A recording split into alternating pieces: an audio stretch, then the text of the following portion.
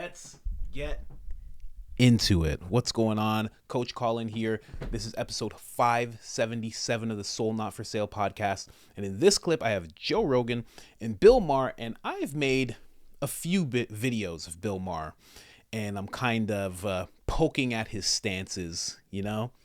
Just yesterday, I made a video about him having a little Trump meltdown. Go and check that out if you haven't. But in this clip, Bill Maher gets it right. He really does. And it's opened my eyes, in fact, that if a lot of older, what's been branded as classical liberals, people have even called me this. They say, based on the things they hear, I'm a classical liberal. If these older people who come from what the Liberal Party used to be would speak out the way Bill Maher is speaking out in this clip, it would help so much. Because when the right does it, they're just speaking on the left, and it's everything wrapped up into one. But when a classical liberal does what Bill Maher's doing, it really gives a straight line through what the left, the Liberal Party really is, what it was, what it can still be, and what's going on today. The far right, or as a lot of us call it, the woke movement. Because as Bill explains it in this clip, there really is a difference. And I knew there was, but the way he explains it in this makes it crystal clear to me, and also shows me what kind of path we need to have moving forward in order to combat the woke nonsense. Really, I got to give it to him. When he gets it right, he gets it right. I never said that he always gets it wrong, but he said a few things where I'm just like, this is ridiculous. Okay. Yesterday was one of them. I have another clip where he's talking about trusting the deep state. So when he gets it wrong, he gets it wrong. When he gets it right, he gets it right. Like any person. So in this clip, he really got it right. Before I go to that clip, I have to show you the store. This is IamCoachColin.com. We got the Public Enemy #1 shirt up first. If you don't know who this gentleman is, Google the World Economic Forum, Google Agenda 2030, and everything that's happening in the media and the world will start to make sense, and you'll understand why this gentleman is Public Enemy #1. We also have the certified pure blood shirt for those of you that survived the pandemic, unscathed, untainted. Get your certificate of achievement at IamCoachColin.com. And we have the newest design, the We the People shirt, where that gentleman that was on the first shirt is telling us we will own nothing and be happy, and we the people are giving him the salute he so desperately deserves. All of that's on IamCoachColin.com. And we also have the shot heard round the world, the mug shot heard round the world. You can get yours at IamCoachColin.com. And if you want 10% off of anything you just saw, all you got to do is put in the discount code IamCoachColin. All one word, all capital letters, one L in the name Colin, and that gets you 10% off. And if you've done that with us, like so many of you have, thank you. I cannot say it enough. Your support means the world to us. Now, let's get into this clip. Yeah. But somehow, when I say it in the setting of the podcast, in my own home, blowing the pot smoke, somehow it's okay. And I find that very interesting. I think they look at you like a guy who they're worried about because you don't toe the line. They should be. Exactly. You're like a 90s liberal. You're like liberals back when they were more reasonable before they became leftists. And now every liberal kind of has to be a leftist. It's not if you want to be on the team, you got to subscribe to the most fringe ideas that the team is promoting. And I get in trouble with that too. It's such a, I mean, there's so many, like Joe List has talked about that recently, the comic Joe List, very funny guy. And he was talking about he was like, I'm a 90s liberal. He goes, what? I didn't change. It's like everybody else kind of changed. It just got real weird, like what you're allowed to disagree with and not to disagree with. And, it's strange. I'm always trying to make the case that liberal is a different animal than woke. Yeah. Because it is. And you can be woke with all the nonsense that now implies, but don't say that somehow it's an extension of liberalism. Right. Because it's most often actually an undoing of liberalism. So you can have your points of view and your positions on these things, but don't try to piggyback on what I've always believed. I have always believed, as liberals do, for example, in a colorblind society, that the goal is to not see race at all anywhere for any reason. Yes. That's what liberals always believed all the way through. Obama, going back, Kennedy, everybody, Martin Luther King. That's not what the woke believe. They believe race is first and foremost the thing you should always see everywhere, which I find interesting because that used to be the position of the Ku Klux Klan, that we see race first and foremost everywhere. Yeah. So, again, you can have that position, but don't say that's a liberal position. You're doing something very different. I think the idea behind it, I think I understand their idea. The idea is that the society is imbalanced. And so in order to address that imbalance, you're going to prop up as many minorities as possible, make as many opportunities for minorities as possible, and get it to a position where there are, like, white people are a minority. And so that's not a concern anymore. And that through that, somehow or another, you'll achieve equality.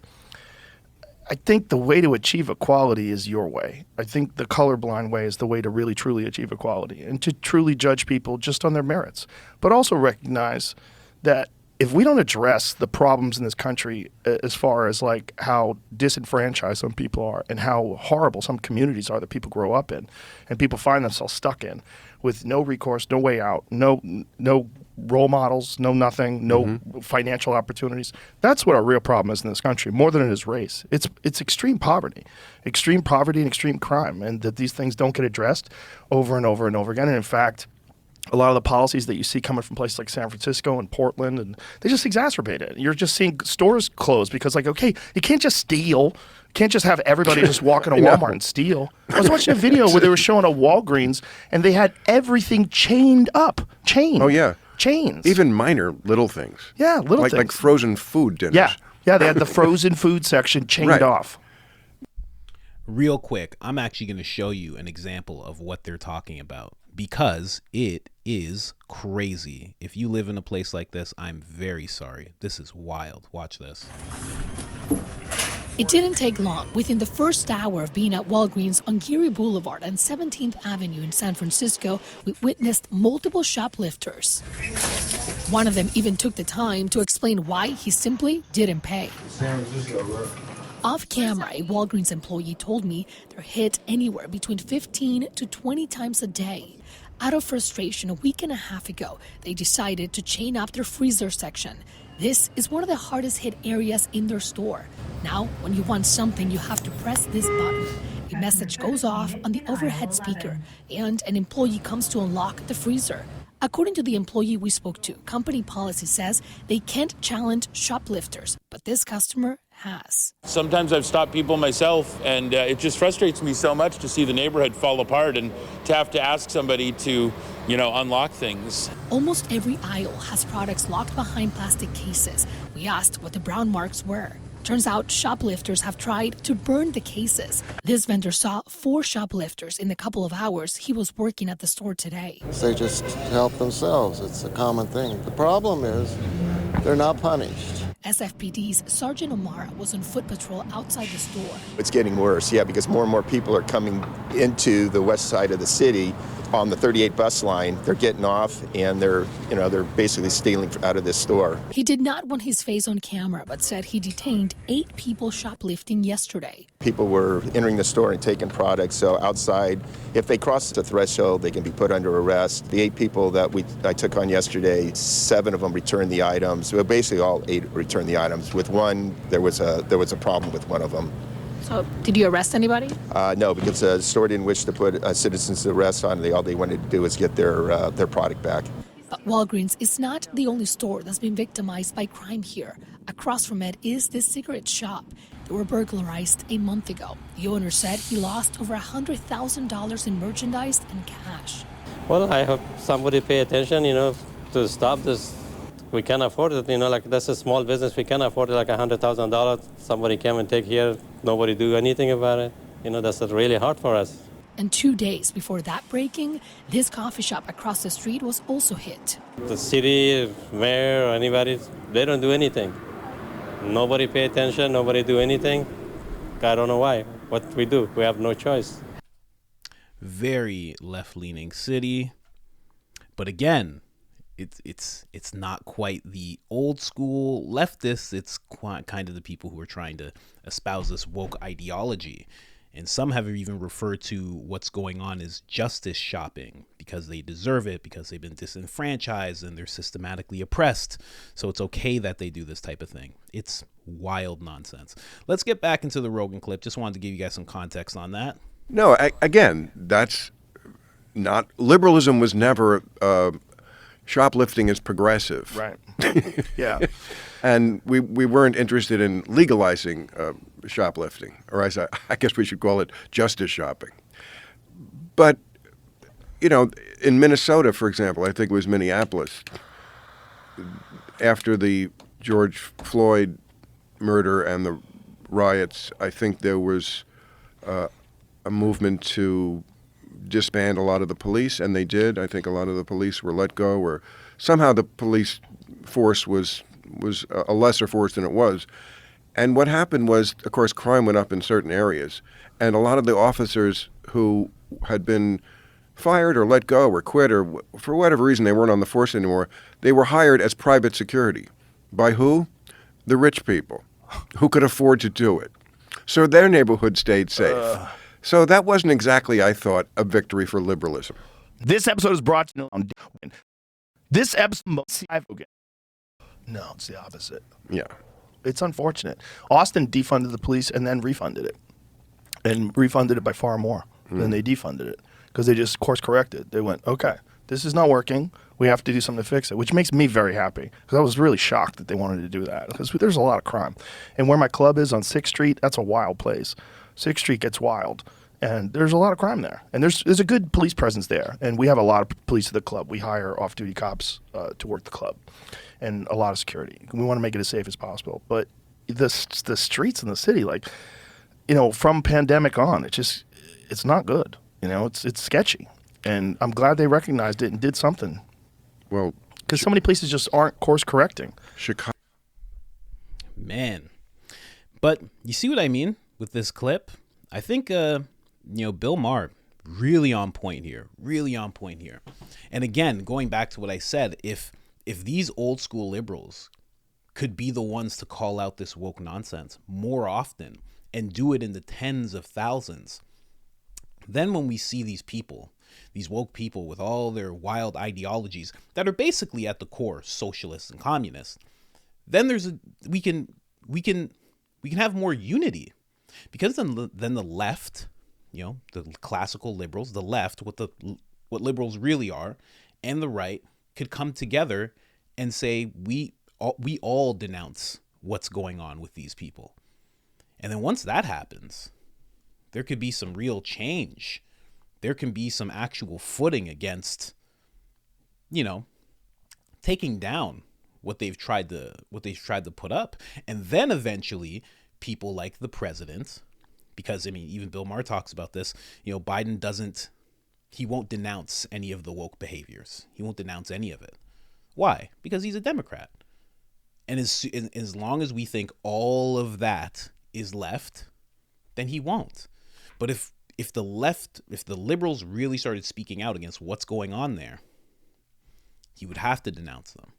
And then we could all look at them for what they really are, as communists, socialists, people who are attacking the country within, who are no offense, kind of offense, the termites of the nation that are just slowly decaying all of the structures, claiming that they're outdated, claiming that they're racist and misogynist and have roots in this systematic oppression and that. And we could have all that stop, or at least slow down, or at least just have a more unified, like I said, a more unified front to combat it all.